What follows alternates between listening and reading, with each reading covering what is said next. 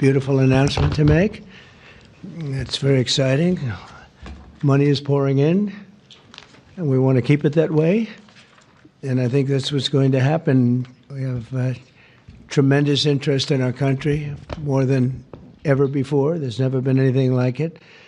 We're almost at a $4 trillion level, and that's something that's never happened. And I think hopefully it's because of the election on November 5th, but it's also because of tariffs, I suspect, Governor. But I'm thrilled to welcome Louisiana Governor Jeff Landry, a friend of mine for a long time, and to have you at the White House. And we thought this was going to happen, and I said, if you get it signed up, we'll do it at the White House, and you got it all done. I'm proud of you. Not surprised. Executive Chairman of Hyundai Motor Group, Jung E-sun. Thank you very much. What a great honor. Report that Hyundai is announcing a major $5.8 billion investment in American manufacturing. In particular, Hyundai will be building a brand new steel plant in Louisiana, which will produce more than 2.7 million metric tons of steel a year, creating more than 1,400 jobs for American steelworkers. And then there'll be major expansion after that. This will be Hyundai's first ever steel mill in the United States, one of the largest companies in the world, by the way, supplying steel for its auto parts and auto plants in Alabama and Georgia, which will soon produce more than 1 million American-made cars every single year. The cars are coming into this country at levels never seen before. Get ready. This investment is a clear demonstration that tariffs very strongly work, and I hope other things also, but the tariffs are bringing them in at levels that have not been witnessed. Hey everyone, welcome back to Conservative Chronicle. Today, I've got some big news coming out of Washington.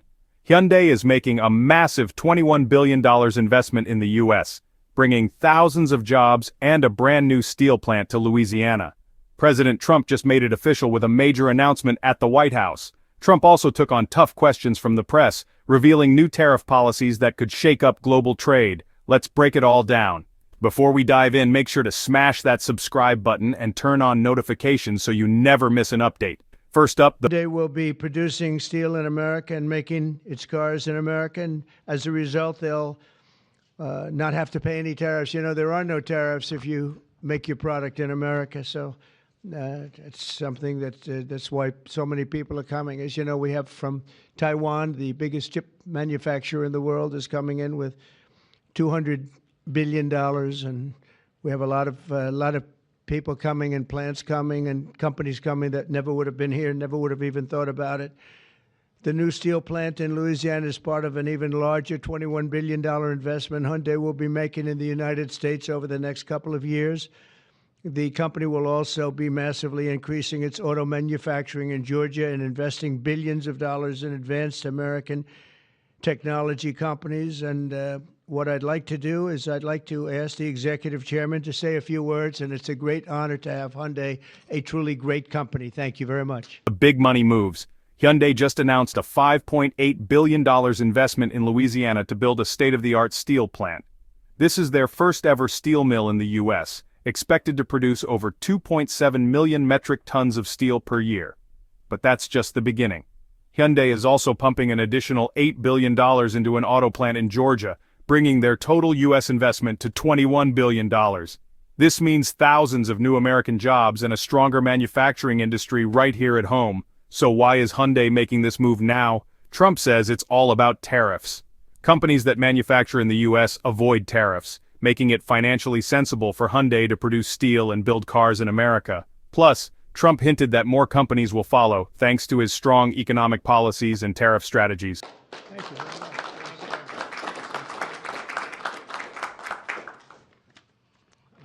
Thank you very much, Mr. President. Thank you for giving me this opportunity to speak here today, and thank you for the invitation. And congratulations on the remarkable start to your new term. It's been good. All right. Great. So Hyundai Motor entered the U.S. 1986. Since then, we have invested over $20 billion and now support more than 570,000 American jobs across all 50 states. Today, I'm pleased to announce an additional $21 billion in a new investment over the next 4 years, our largest U.S. invest ever. A key part of this commitment is our $6 billion investment to strengthen the U.S. supply chain from steel and parts to automobiles. We are especially excited about Hyundai Steel's multi-billion investment in a new facility in Louisiana, which will create 1,300 American jobs and serve as the foundation for a more self-reliant and secure automotive supply chain in the U.S. To mark this milestone, we are honored to visit President Trump alongside Governor Landry and Speaker Johnson and Leader Scalise, deepening our partnership with the United States and reinforcing our shared vision for American industrial leadership. And this week, we are also proud to open our new $8 billion auto plant in Georgia. With this, our U.S. vehicle production will exceed 1 million units per year, as President mentioned. Our decision to invest in Savannah, Georgia, creating more than 8,500 American jobs, was initiated during my meeting with President Trump in Seoul in 2019. That's right. Yeah, and after that, 2020 in Davos, I mentioned about the new plant. So American Jobs was initiated during at the time. Now, as we proudly mark the completion of this transformative project, coincides with the beginning of President Trump's second term, making this moment even more special. Thank you. Yeah. Furthermore, HMG will purchase $3 billion worth of U.S. LNG to support America's energy industry and enhance our energy security. All of these efforts will accelerate the localization of our supply chain in the U.S., expand our operations, and grow our American workforce. With your leadership, Mr. President, Hyundai Motor Group is proud to be a stronger partner in America's industrial future. I'd like to personally invite you to visit one of our state-of-the-art manufacturing facility and see firsthand our commitment to the United States and our American workers. Right. So thank you to our American partners and employees and communities. We are really proud to stand with you and proud to build the future together. Thank you. Well, thank you very much. Could this be the start of a major wave of foreign investment in the U.S.? Speaking of tariffs, Trump called April 2nd Liberation Day because that's when new reciprocal tariffs go into effect. Higher tariffs on cars, chips, and lumber are coming soon. Countries that do business with Venezuela will face a 25% tariff. The U.S. will be bringing in billions in revenue from these moves. This is a major shakeup in global trade, and it's going to be interesting to see how other countries react. And you know it wouldn't be a Trump event without some tense moments with reporters. Do you have any questions, please? Yeah, please. The size of the investment, partly because of tariffs. On April 2nd, the reciprocal tariffs will go into effect. Is it truly reciprocal? Are there some countries that might get a break or some sectors that might get a break? Well, I may give a lot of countries breaks, but it's reciprocal, but we might be even nicer than that. You know, we've been very nice to a lot of countries for a long time, but I call it Liberation Day. April 2nd is Liberation Day. But today, as you know, we did something with respect to Venezuela. You heard about that, and that will be quite important. We'll be announcing some additional tariffs over the next few days, having to do with automobiles, cars, and having also to do a little bit with lumber down the road, lumber and chips. We're going to get all those chip companies coming back. They're already coming back without even doing it. So it's been very good. But we'll be announcing some others. But for the most part, April 2nd will be a big day. That'll be Reciprocal Day. And we'll be bringing some of the money back that's been taken from us. Let's be nice by using the word taken. I don't want to use a stronger word because these guys are professional politicians and they don't like to hear those words. I refuse to use the word stolen from us, but that's a... Countries mutually bring down tariffs. Are you seeing that Oh, negotiation? it happened. Well, the European Union lowered their tariffs to 2.5%. We were only at 2.5% for cars, which is very low. And as you probably heard, that European Union lowered their number from much higher than that, many, many times higher. Surprised to 2.5%. So that was good. But I don't know that I expect that. It's up to them. But we have reciprocal tariffs. Corporate clients of the big law firms that you've targeted with your executive orders. Do you want those big corporate clients to find new lawyers? I just think that the law firms have to behave themselves.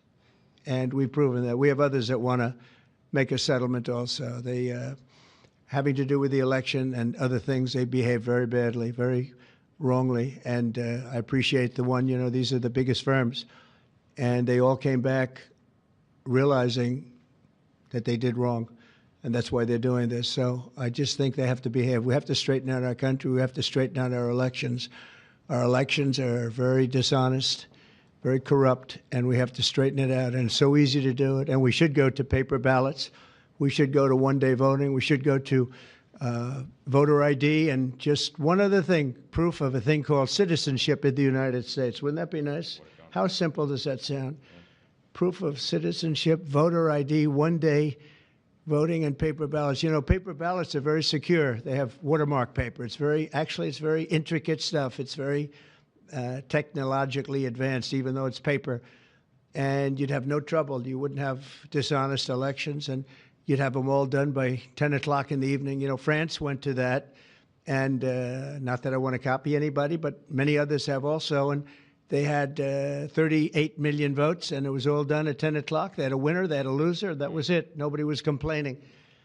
And they had it backed up with paper. And it's so easy to do. The other thing, you'd save about, this would cost you about 8% of what the machines cost. One journalist pressed him about a report that top officials were using Signal to discuss classified information. Trump dismissed it, calling The Atlantic a failing magazine and saying he knew nothing about it. He also doubled down on election security, saying the U.S. needs paper ballots, voter ID, and one-day voting to prevent fraud. Plus, when asked if Hyundai's investment was a blueprint for other automakers, Trump gave a surprising answer. Yes!